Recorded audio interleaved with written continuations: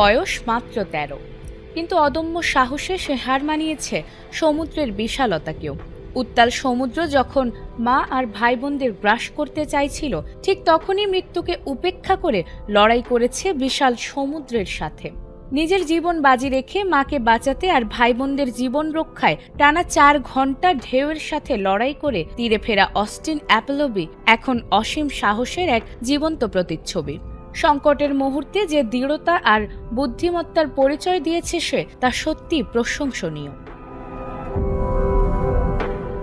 ঘটনাটি ঘটেছে অস্ট্রেলিয়ার পশ্চিমাঞ্চলে পার্থ শহর থেকে প্রায় ২০০ কিলোমিটার দক্ষিণে কুইন্টালুপ এলাকায় ছুটি কাটাতে গিয়েছিল অস্টিনদের পরিবার। শুক্রবার বিকেলে তারা জিওগ্রাফ বে এলাকায় ইনফ্ল্যাটেবল প্যাডেল বোট ও কায়াক নিয়ে সাগরে নেমেছিল, কিন্তু হঠাৎ